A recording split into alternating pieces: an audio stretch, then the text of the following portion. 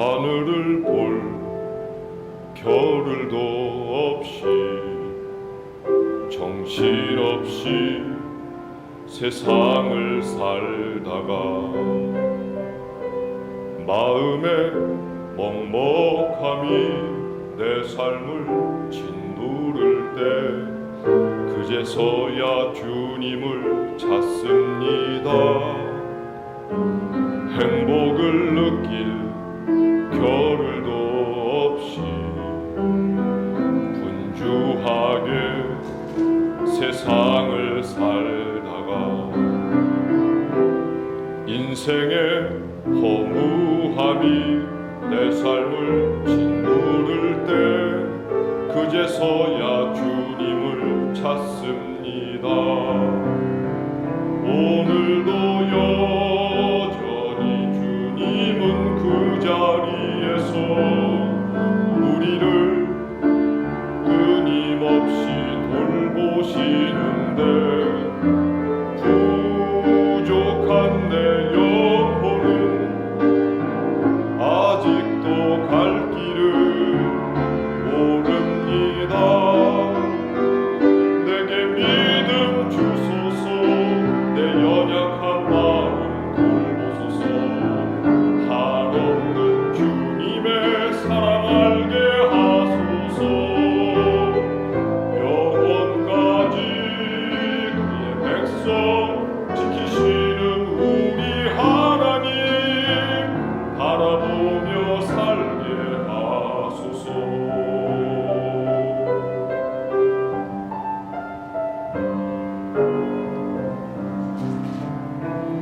하늘을 볼 겨를도 없이 정신없이 세상을 살다가 마음의 먹먹함이 내 삶을 짓누를 때 그제서야 주님을 찾습니다. 행복을 느낄 겨를도 없이 분주하게 세상을 살다가 인생의 허무함이 내 삶을 짓누를 때 그제서야 주님을 찾습니다. 언제나 사랑의 주님은 그 자리에서 끝까지 놓지 않고 붙드시는데 부족한 내 마음은 아직 돌아올 줄 모릅니다. 내게 믿음 주소서. 내 연약한 마음 돌보소서. 한없는 주님의 사랑 알게 하소서. 영원까지 그의 백성 지키시는 우리 하나님 바라보며 살게 하소서. 바라보며 살게 하소서.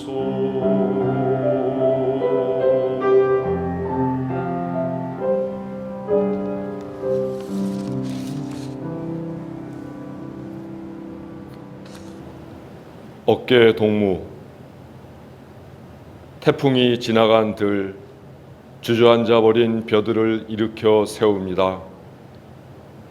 대여섯 포기를 함께 모아 지푸라기로 묶어주니 혼자서는 일어서지 못하던 벼들이 서로를 의지해 일어서는 들판.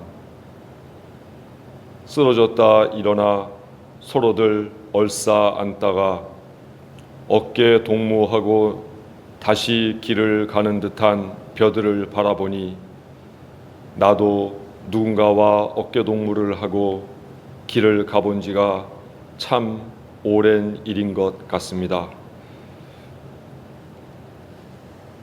벼포기 하나하나는 스스로 서지 못합니다. 하지만 그 포기들을 여럿 포개어 함께 지푸라기로 묶으면 든든하게 서게 됩니다. 혼자서는 할 수 없는 일도 합력할 수만 있다면 더 큰 일을 해낼 수 있고, 우리는 그와 같은 삶의 기적들을 이제까지 많이 보아왔습니다. 지금이야말로 혼자서는 설 수 없는 이 세상, 그래서 서로 부둥켜 안고 어깨 결고 손을 맞잡고 함께 살아가야만 이 험한 세상, 어둡고 힘든 세상을 함께 살아갈 수 있을 것입니다. 성탄절을 맞이하는 지금, 성탄절을 통해서 온 교우들이 한 마음으로, 한 뜻으로 이 모든 어려움을 함께 이겨나가고, 우리가 이것들을 끝내 이겨낼 때 서로 모여서 기쁨으로 웃으며 얼싸 안을 수 있는 그날이 속히 도래하기를 간절히 기도합니다.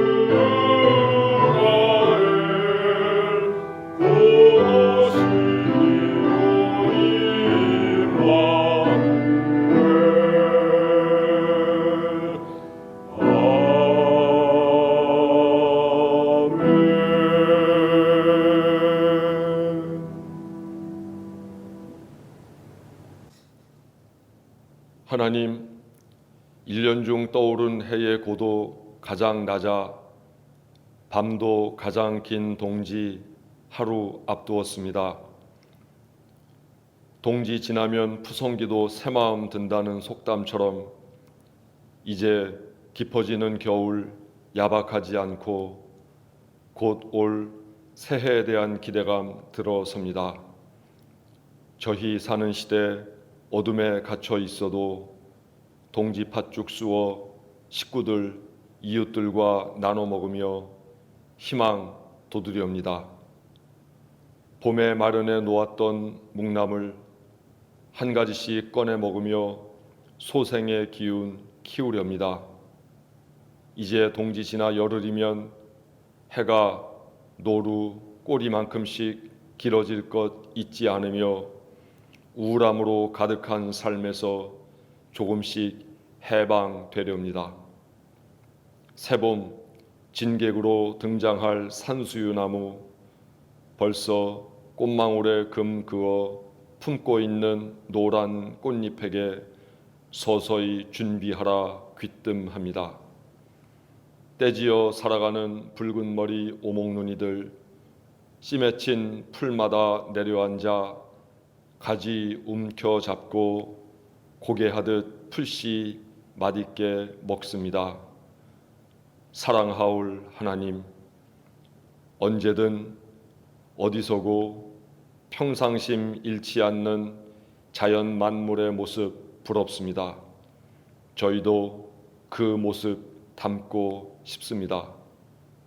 공중의 새도 아궁이에 던져질 들풀도 애절한 마음으로 돌보시는 하나님의 사랑 믿으며 살게 하소서.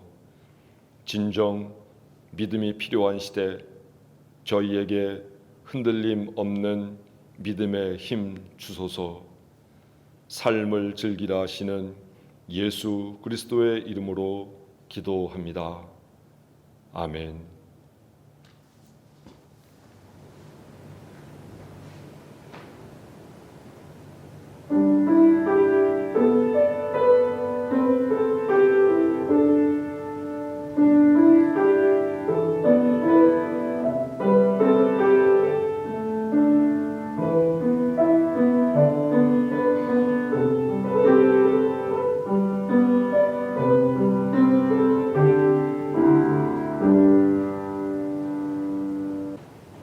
그리스도께서 우리를 해방시켜 주셔서 자유를 누리게 하셨습니다.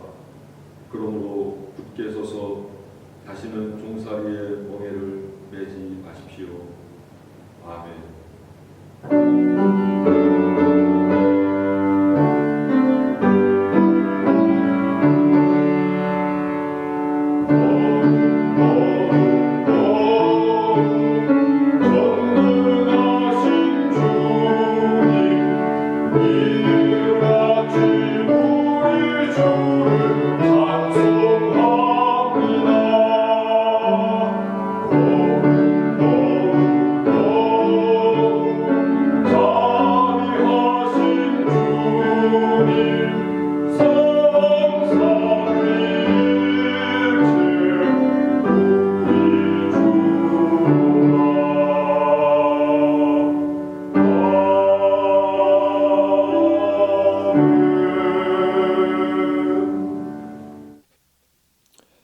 대림절 제4주 하나님께서 주신 말씀은 요한복음 1장 1절서부터 14절에 있는 말씀입니다.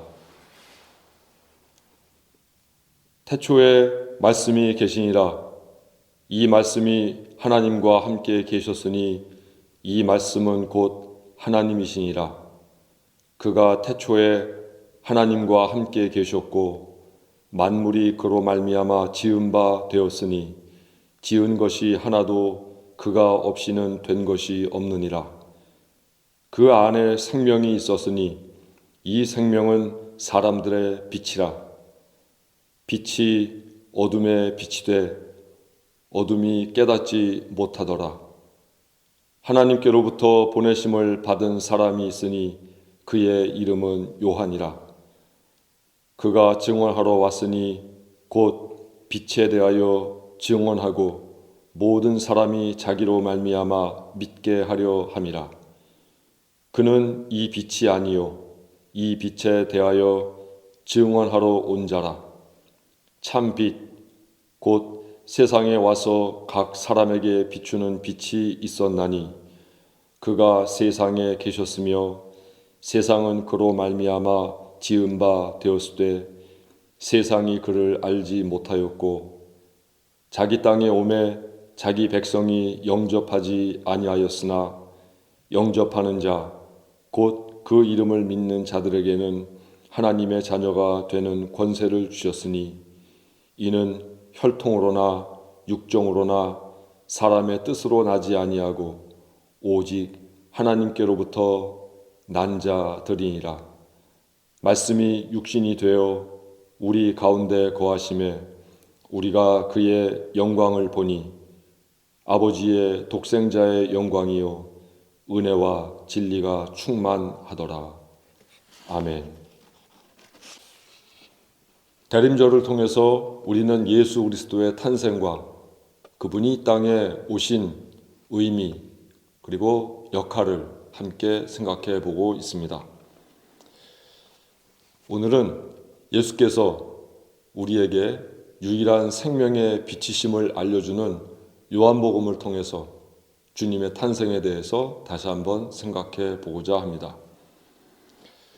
사실 탄생에 대해서는 누가복음, 마태복음에 자세하게 등장합니다. 마태복음에서는 유대인의 관점에서 모세의 태어남에 빗대어 예수님을 소개하고 있고, 누가복음에서는 이방인의 관점에서 예수님의 탄생을 조망하고 있습니다. 물론 우리가 잘 아는 마가복음에는 예수 탄생의 말씀이 나오지 않습니다. 그 이유는 마가복음은 예수께서 당하신 고난 그리고 예수께서 일으키신 이적에 초점을 두고 있기 때문입니다. 그리고 오늘 우리가 읽은 요한복음에도 예수 탄생의 말씀이 등장합니다. 하지만 마태복음과 누가복음과는 사뭇 다른 내용과 문체로 예수 탄생을 소개하고 있습니다. 예를 들어 마태복음, 누가복음은 예수께서 어떻게 태어나셨는가에 초점을 맞추고 있습니다. 그의 어머니, 아버지는 누구고 언제, 어디서 태어났고 또 그가 태어나셨을 때 누가 경배하러 왔는가를 자세하게 설명하고 있습니다. 그러나 요한복음에는 예수께서 탄생하신 장소나 시기, 함께한 인물들에 대한 언급이 나오지 않습니다. 그 이유는 마태복음, 누가복음처럼 예수님의 탄생을 역사적인 관점에서 바라보지 않고 요한복음은 신학적이고 철학적인 관점에서 해석하고 있기 때문입니다. 그러면 요한복음에서 예수님 탄생은 어떻게 설명되고 있는가? 본문에 보면 그분의 정체성을 대개 세 가지의 핵심어를 통해서 설명하고 있습니다. 그 첫 번째는 우리가 잘 아는 말씀, 즉 로고스이고, 두 번째는 빛, 그리고 세 번째는 바로 육신이라는 단어입니다. 요한복음 1장 1절부터 14절에 보면 예수님을 육신으로 오셨다, 또 빛으로 오셨다, 또 말씀이 되셨다 하면서 그의 탄생의 의미를 설명해 주고 있습니다. 먼저 로고스이신 예수님에 대하여 말씀을 드리겠습니다. 1절서부터 5절을 보면 흡사 창세기 1장을 읽는 듯한 느낌을 받게 됩니다. 창세기 1장에 있는 창조에 대한 말씀이 또 다른 방식으로 요한복음 1장에서 그대로 반복되고 있는 듯한 느낌을 받게 된다는 겁니다. 마태복음에서는 예수님을 아브라함과 다윗의 혈통이라고 이야기합니다. 이방인을 위한 누가복음에서는 그 혈통의 근원을 하나님께로까지 거슬러 올라가고 있습니다. 그래서 마태복음의 족보는 아브라함과 다윗 이것으로 큰 기둥을 삼고 있지만 누가복음에 나오는 예수님의 족보는 그 끝이 하나님께 이르고 있음을 볼 수 있습니다. 요한복음은 사실은 그것보다 더 거슬러 올라가서 예수께서 태초부터 하나님과 함께 계셨던 분으로 소개하고 있습니다. 시간적으로 보면은 요한복음이 가장 그 연원을 오랜 것으로 설명하고 있음을 알 수 있습니다. 우리는 흔히 이 히라버 로고스라는 단어를 말씀으로 번역합니다. 개역 성경에도 역시 말씀으로 번역하고 있습니다. 하지만 말씀이라고 번역하기에는 로고스의 의미가 더 포괄적인 뜻을 갖고 있음을 우리는 알아야 합니다. 말씀이라는 의미도 틀리지 않지만 로고스라고 하는 이 의미가 훨씬 더 광범위하고 포괄적이기에 우리는 여기에 대해서 잠시 생각해 보아야 합니다.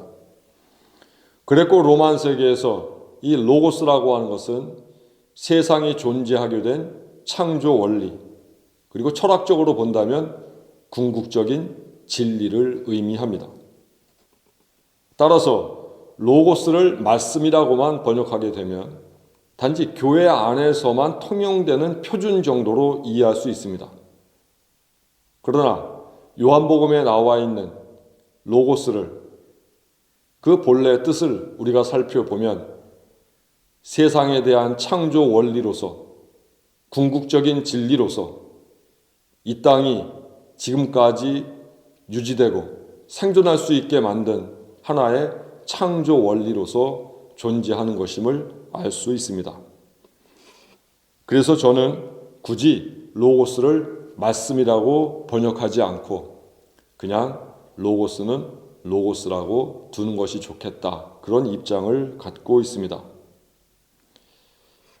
요한복음에서 예수 그리스도는 로고스로 소개되면서 그분이야말로 궁극적인 진리이시고 인류가 꼭 품고 살아가야 할 삶의 기준이요 표준으로 소개하고 있습니다. 또한 태초에 로고스로서 예수께서 존재하셨다고 하는 것은 하나님께서 이 세상을 창조하신 그 원리와 예수께서 이 땅에 오셔서 말씀을 가르치시고 활동하신 그 모든 일들이 서로 다른 것이 아니라 부합되는 일이며 동일한 일이라는 것을 우리에게 알려줍니다. 즉 로고스이신 예수 그리스도를 따르는 것이 창조 세계에 살아가는 우리가 반드시 지키고 해야 할 일인 것을 요한복음은 가르쳐주고 있는 것입니다. 요즘 시대 가치관이 다양화되고 있는 이 시대, 무엇이 옳고 무엇이 그른지 우리가 판별하며 살기가 대단히 어렵습니다. 어떤 길을 찾아서 가야 하는지 고민스러울 때도 있습니다. 예수 그리스도 이외에 이상적인 로고스가 주어져 있지 않기에 확실한 어떤 불변하는 가치관이 우리에게 있지 않기에 모든 것이 혼란스럽고 불확실하기만 합니다. 한마디로 삶의 지표로 삼을 만한 그런 가치가 이 세상에서 사라져버리고 말았습니다.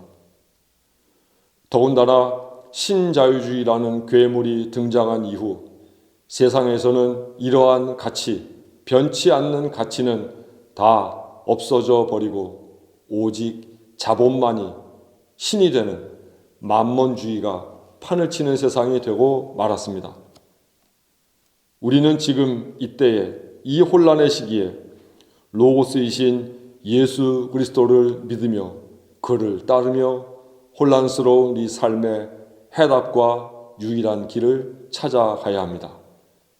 그래서 예수께서는 이 성탄절 로고스로 오셔서 우리에게 그 답과 그 길을 설명하시고 일러주시는 겁니다. 두 번째, 본문에서는 예수 그리스도를 빛이라고 소개하고 있습니다. 우리가 잘 아는 대로 창세기 1장 3절로 5절에 보면 하나님께서 맨 처음 창조를 일으키시며 그분이 만드셨던 것, 그것이 바로 빛이었습니다. 빛이 생겨라 하시니 빛이 생겼고 그 빛이 하나님 보시기에 좋았다 말씀하고 있습니다. 하나님께서는 빛과 어둠을 나누셔서 빛을 낮이라 하시고 어둠을 밤이라 칭하셨습니다. 그리고 저녁이 되고 아침이 되니 하루가 지났다. 창세기 본문은 말씀합니다. 하나님께서 천지를 창조하시며 맨 첫날에 빛을 창조하셨다는 것은 대단히 큰 의미가 있습니다. 빛이 갖고 있는 기능성, 상징성이 그만큼 심오하기 때문입니다. 먼저 빛이라는 것은 밝혀준다는 의미를 갖고 있죠. 즉 빛을 통해서 어두움이 환하게 되고 흑백의 세계에서 컬러풀한 세계로 바뀌게 된다는 말입니다. 사실 어둠 속에서는 아름다운 것이 얼마나 아름다운 것인지 구별해 낼 수가 없습니다. 무채색의 세상은 빛을 통해서 아름다운 세상으로 바뀌게 됩니다. 즉 빛은 아름다움을 드러내는 역할을 합니다. 아름다움을 보게 하고 아름다움을 드러내서 그것을 바라보는 사람의 마음까지 아름답게 만드는 것, 그것이 빛의 역할입니다. 또한 빛은 따사로움입니다. 빛을 통해서 우리는 추위를 이겨낼 수 있고 추위에 떨던 우리의 어깨를 펼 수 있게 됩니다. 움츠렸던 몸을 펴서 다시금 세상을 살아갈 수 있게 하는 힘, 그것은 바로 빛에서 나옵니다. 빛은 또한 생명입니다. 빛이 없다면 생명이 살아갈 수 없습니다. 씨앗에 빛이 당도하고 빛을 통해서 싹이 트고 그것이 뿌리를 내리고 꽃을 피우고 열매를 맺습니다. 빛이 있으므로 식물이 크고 열매를 맺고 그 열매를 동물들이 먹고 동물들이 살아가는 것입니다. 우리가 아는 칼로리라고 하는 것, 그것이 바로 빛의 농축이라고도 말할 수 있는 이유입니다. 결국 빛을 통해서 모든 생명이 근원적으로 살아갈 수 있게 된다는 것이죠. 요한복음이 기록될 당시 이스라엘은 그야말로 어두움이었습니다. 로마 제국의 학정, 그리고 예루살렘 성전에 정주하고 있는 종교 지도자들의 부패, 정치적 타협, 지나친 세금 부과, 그리고 하나님의 거룩한 백성임에도 불구하고 로마 제국 내에서는 야만인으로 취급받는 서러움, 이 모든 것들이 앞이 보이지 않는 어두움이었습니다. 그런 그들에게 9절에서 요한복음 저자는 참 빛이 있었다. 그 빛이 세상에 와서 모든 사람을 비추고 있다고 이야기합니다. 어두움의 시대, 어두운 사회를 비추는 참된 빛, 예수 그리스도의 오심을 소개하는 가장 적절한 표현이 아닐 수 없습니다. 예수께서는 어둠에 사로잡힌 갈릴리 땅에 오셔서 모든 백성들에게, 무리들에게 공중의 새를 보라, 들의 백합화를 보라, 아궁이에 던져질 풀을 보라 하시며 모든 무리를, 모든 백성을 돌보시는 하나님의 따스한 손길을 알려주셨습니다. 어둠 속에 있는 그들에게 한 줄기 빛이 되셔서 그들이 가야 할 길을 예수께서 보여주셨습니다. 당시 세계에서 천대받던 어린이들, 과부들, 그리고 나그네들, 사마리아인들, 병자들, 이 모든 이들을 끌어안아 주셨고 당신 속에 있는 그 빛으로 그들에게 따사로움을 선물해 주셨습니다. 본문에서는 예수님을 또한 육신이라 그렇게 표현하고 있습니다. 요한복음이 기록될 당시 로마 제국 내에 횡행하던 철학 이론이 있었는데 그것은 바로 이원론이었습니다. 세상을 두 가지로 나누어서 구별하고 그것 중에 선한 것과 악한 것을 구별해서 칭하는 것, 그것이 바로 이원론이었습니다. 두 개 중 하나를 고르는 것이기에 사람들은 별 고민 없이 그 이론에 익숙하게 되었고 선과 악, 육과 영, 이러한 구분을 통해서 이분법적으로 세상을 단순하게 보기 시작했습니다. 특히 이 이원론에서는 사람이 경험할 수 없는 것, 만질 수 없는 것은 선한 것이라 여겼고 그것을 신령한 것, 영적인 것이라 설명했습니다. 대신에 만질 수 있고 볼 수 있고 냄새를 맡을 수 있고 즉 감각적으로 느낄 수 있는 모든 물질적인 것들은 악한 것이라고 여겼습니다. 이들의 기준에 의하면 성경 말씀도 역시 선한 것과 악한 것이 있었습니다. 즉 물리적 세계에 대해서 설명하고 있는 창세기와 같은 것은 악한 말씀, 또 그곳에 나타난 하나님은 좋지 않은 하나님으로 표현했고, 영적이고 신령하고 정신적인 부분만을 강조하는 본문들을 골라서 그들은 선택하기도 했습니다.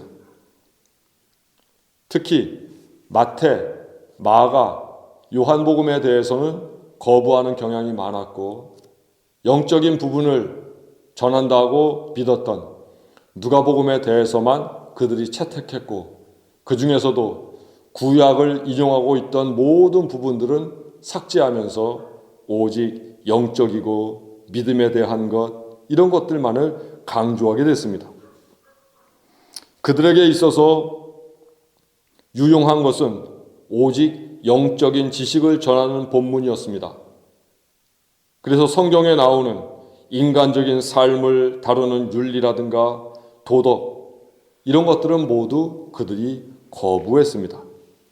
그 결과 물질로 된 세상, 그 세상에서 살아가는 인간적인 도리들은 전부 무시되었고, 오직 영적이고 정신적인 부분만을 강조하게 되었던 것입니다. 이런 부분에 반대하던 요한복음 말씀은 예수께서 이 땅에 육신으로 탄생하셨음을 이야기하고, 육신과 물질로 이루어진 세상, 그것 자체가 악한 것이 아님을 알려주고 있습니다. 물질이 악한 것이 아니라 그것을 어떻게 운용하는지가 문제라는 점을 우리에게 일깨우고 있습니다.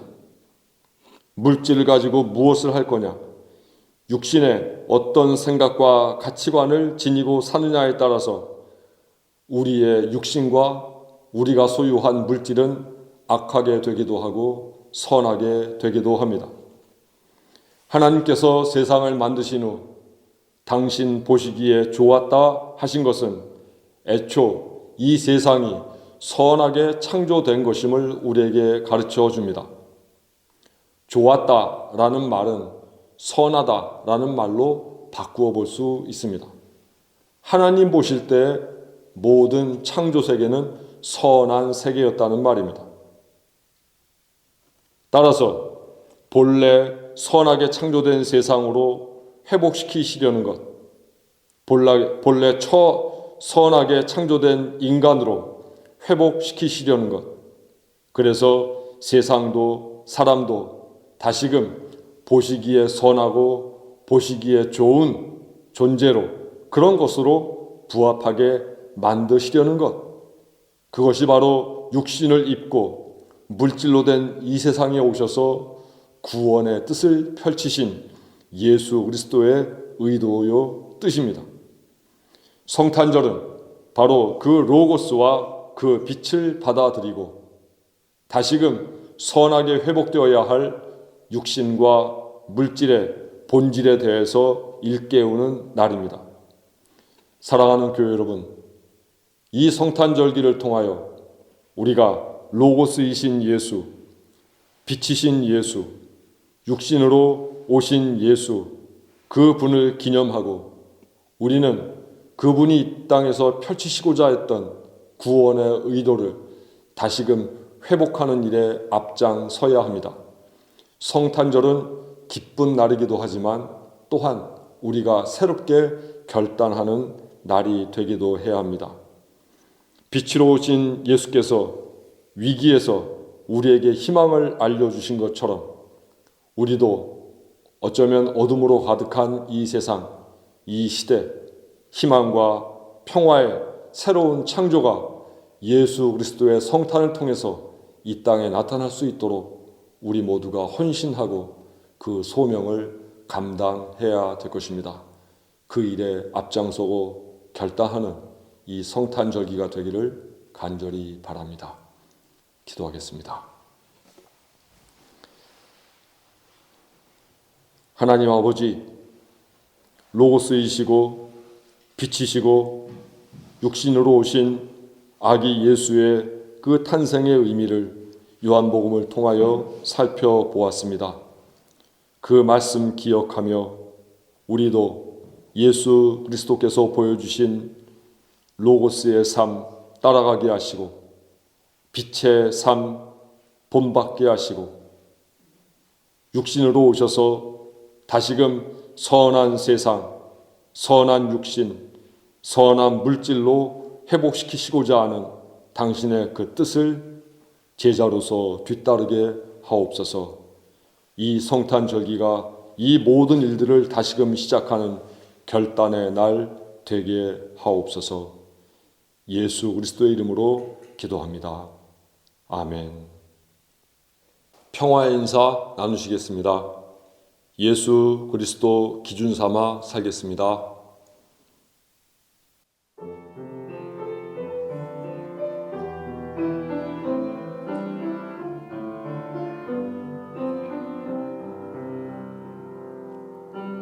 우리와 동행하소서. 우리와 함께 하소서. 우리를 지켜주소서. 우리를 구원하소서. 우리와 동행하소서. 우리와 함께 하소서. 우리를 지켜주소서. 우리를 구원하소서. 아버지 하나님 동행하여 주소서. 아버지 하나님 함께하여 주소서. 우리와 동행하소서. 우리와 함께 하소서. 우리를 지켜주소서. 우리를 구원하소서.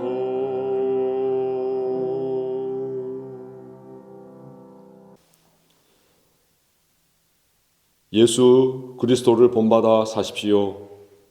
언제 어디서나 누구에게나 그리스도인이 되십시오. 하나님 주신 삶을 즐기십시오. 예수께서는 로고스로 오셔서 생의 가치가 되셨습니다. 예수께서는 빛으로 오셔서 생명이 되셨습니다. 예수께서는 육신으로 오셔서 세상이 아름다움을 알려주셨습니다.